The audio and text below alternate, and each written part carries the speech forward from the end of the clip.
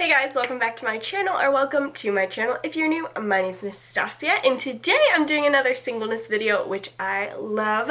I'm no longer single. I mean, I'm not married, but I'm in a relationship, and but I still love doing these videos for you guys because I learned so much in that seasons of my life. And they were difficult seasons for me, but there were so many good, sweet moments. And I've gotten some requests for this specific video. So before I get into it, if you end up liking this video, give it a big thumbs up. Don't forget to subscribe to my channel, never miss out on a video every time I post. My Instagram is right here. I show you the behind the scenes of my life.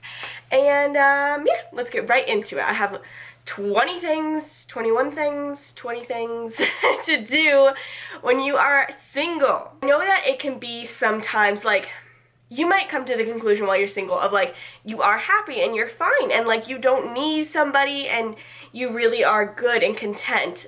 But sometimes it can get boring, especially if you just came from a relationship. You're so used to spending your free time with that person, and now you have all this free time and it kind of makes you feel lonely. So I wanted to give you guys some like literally practical things you can do when you're single. Number one, thrifting. So I love to thrift, and I have a lot of friends who love thrifting. It's very trendy right now, and if you're not really into it, but you want to be, you should look up some like thrifting videos on YouTube.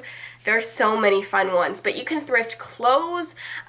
It's cool because it can take a lot of time, but it's like finding a diamond in the rough, and you can find some really cool pieces, and it's like a really proud moment because you're shopping ethically. You're not, I don't know, you're contributing to something good a lot of times when it's like a Goodwill or something like that, and you can find some really cool things. It's really rewarding, I think. Number two, which kind of goes with number one, is upcycling furniture. This is a really fun idea because you can find these at thrift stores. You can find dressers or chairs or something, and they might seem like, ugly and awful, but it's so easy when you just upcycle things. So like you find a dresser and it has good bones, but it's like gross now. Maybe there's some stickers on it and it's painted a bad color, something.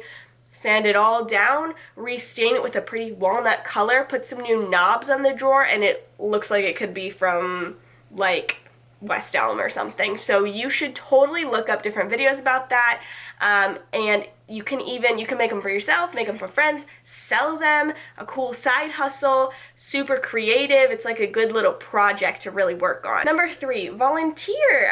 Make it something that you actually love doing, not just something that you're like, well, this sounds good, like it sounds like something other people do.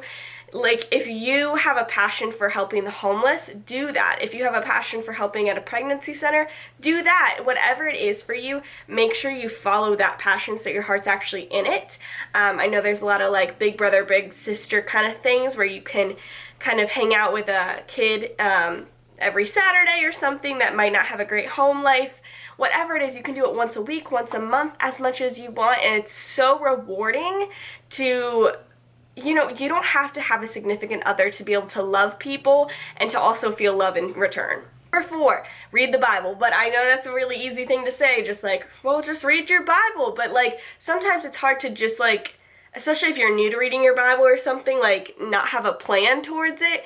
So my advice would be try to read the Bible in a year or 2 years or something like that, or set goals for yourself. Maybe you're an even slower reader, or I don't want to say slower, I'm a slow reader, I'll tell you that, and it can kind of be intimidating to think of the whole Bible in a year. Maybe for you it's a book of the Bible in a month or something like that. Okay, I just took a break to eat pizza, so if my lipstick's gone, that's why. I have a little bit of pizza sauce in my shirt, but that's okay. So the next one, number five, is to just read in general. So going along with reading the Bible, you can also just read other books. So I know some people, including myself, try to read like a book a month. It's not going so well, but I'm trying. Or if you really love to read, you can read a book a week. And there's lots of places you can get books. I mean, thrift stores have a ton of books. The library is free. You can get a library card and read whatever you want.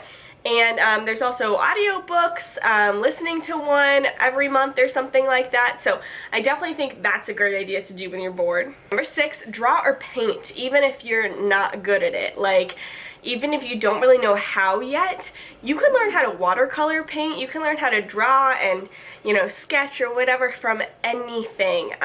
What I like to do a lot is find pictures on Pinterest of like kind of pen sketches and just replicate them because it's just soothing to me. I'm not trying to sell them or anything. It's just fun for me to do. You can learn how to watercolor so much easier than you think you can, and it's so therapeutic, and it's nice to just get like your creativity on paper. Number 7 is to start a bullet journal. So bullet journaling is so fun.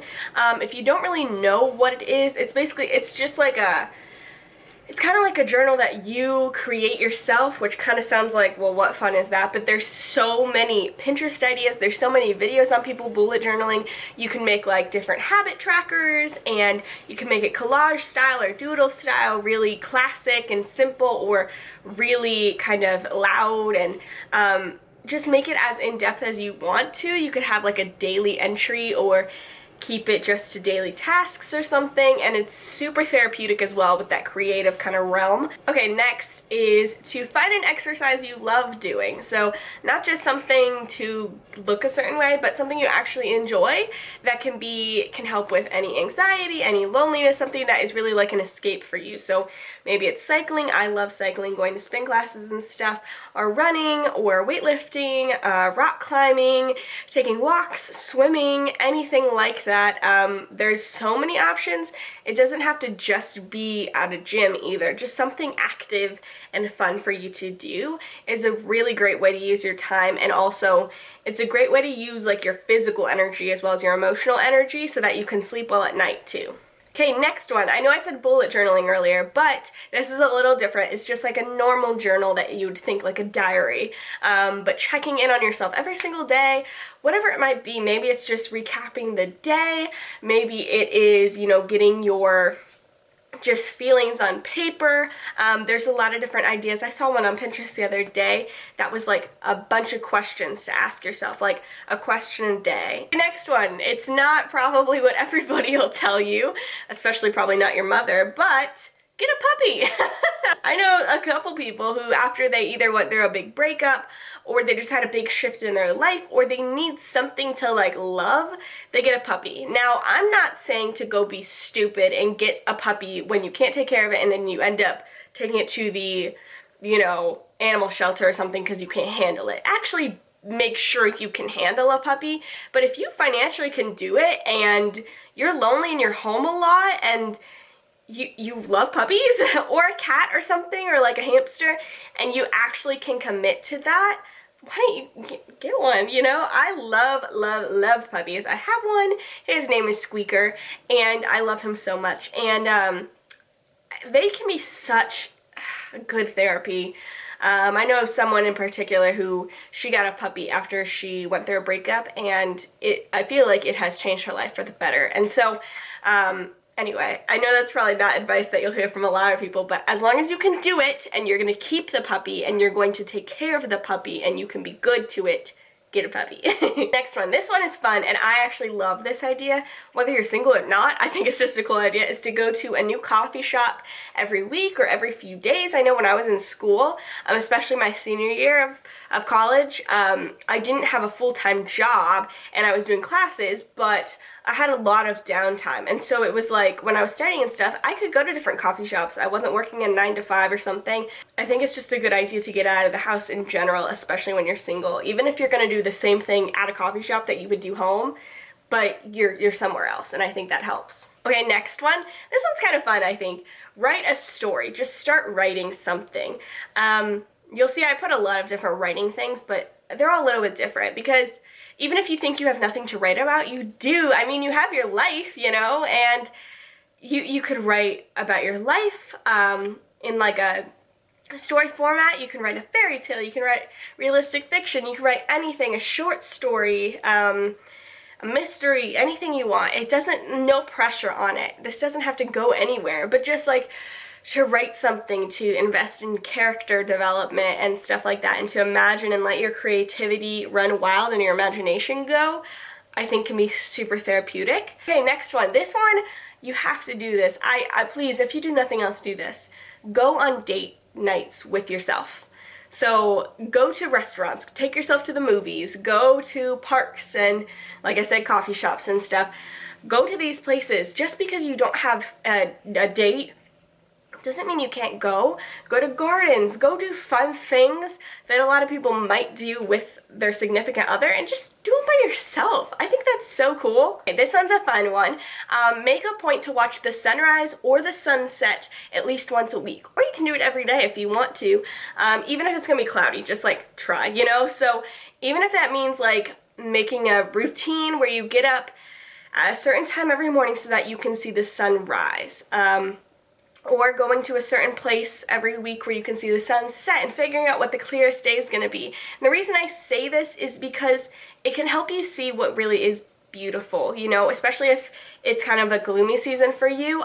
Some people, they love the seasons of singleness, and I pray that you will at some point too if you don't already, and enjoy that season. But a lot of times it is hard, and it's kind of hard to see the beauty in things when everybody has somebody but you, it seems. So having that moment where you can just like watch the beautiful colors is so overwhelming and amazing, and it helps you connect with Jesus. It helps me connect with Jesus a lot. So I think you should try to do that once a week. Okay, next one, take a relaxing bubble bath, okay? And if you say, but I don't have a bath, okay, that's not an excuse anymore, because apparently you can buy an inflatable bathtub, like, online. Like it's not like a pool, it's like a bathtub, and you just like chill out, okay? And it's possible. So if you really want this, you know, make it happen. Okay, next one.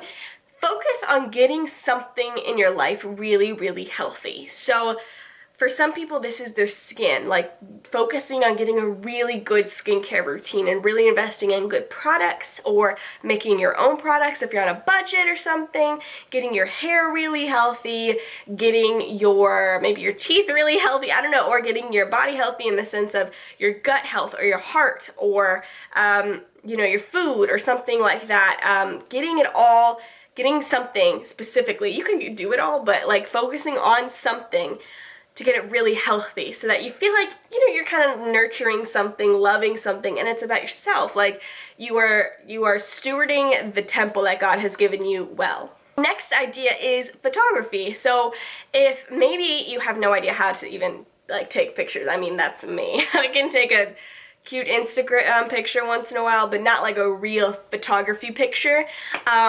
But it's come so far. You can watch free tutorials all over YouTube.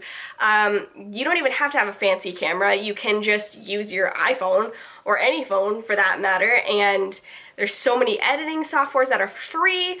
There's so much stuff. You can learn different angles. You can learn whatever you want. You can start taking pictures of friends for fun. Maybe eventually start charging people, make it a side hustle or something, but it can be super fun because you start noticing the beauty all around you, and it's like a cool little project. All right, next idea is calligraphy or hand lettering. I did this during one of my seasons of singleness, and I love that I did it because now I do it all the time. It's so fun. But just like learning how to do like the calligraphy and the pretty hand lettering, it's honestly, it's such a cool party trick to have, because anytime I write my name on a name tag or something now and I make it pretty, people are like, oh my gosh, write my name for me. Like, it's just fun to have up your sleeve. And eventually, like, if people are getting married or having a grad party or something, you can always offer your services that way and like do hand lettering for their posters or their little chalkboard signs or something like that. And it can be really fun, honestly. And you might think it's really hard at first. Mine looked so bad at first. But honestly, it's just like, you can just do it anywhere, just practice. And you don't need to have it, you literally just need like a pencil to practice and just learn the shading. So it's super fun. Right, next is cooking / baking. The possibilities are honestly endless with this one. There's so many things. You don't have to buy literally a single thing other than the groceries. Like, you don't need to buy a cookbook. You don't need to buy lessons. You can just go on Pinterest. You can watch a ton of YouTube videos. You can learn how to make the best cookies ever. You can learn how to make vegan cookies. You can learn how to like cook, I don't even know, chicken cordon bleu. Is that one of them or something like that? You know, do whatever you kind of want. And again, that creative kind of spirit into something where you can you're hands-on with something. All right, next one is to become an expert in something. So again, I mentioned the library earlier. You can get free resources all over the place. The internet, hello, we have Google, people, we have YouTube, we have the library, anything. You can become an expert in astronomy, which is space. You can become an expert in American history, art, whatever. There's so many options, and you can just pick up a brand new skill, and it's super fun. And my last tip is to travel. Travel. Literally, just even if it's, I don't know, an hour away, or if it goes to California. And during my season of singleness this last summer, before I met Kai, I booked a trip to California because I wanted to. And we were dating by the time I actually went, but I didn't know that was gonna happen. And it was so cool. Don't wait for people to come with you. Just travel. Alright guys, I hope you enjoyed this video. I loved making it for you guys. If you have more ideas, which I'm sure you do, leave them in the comments below. I love talking to you guys down there.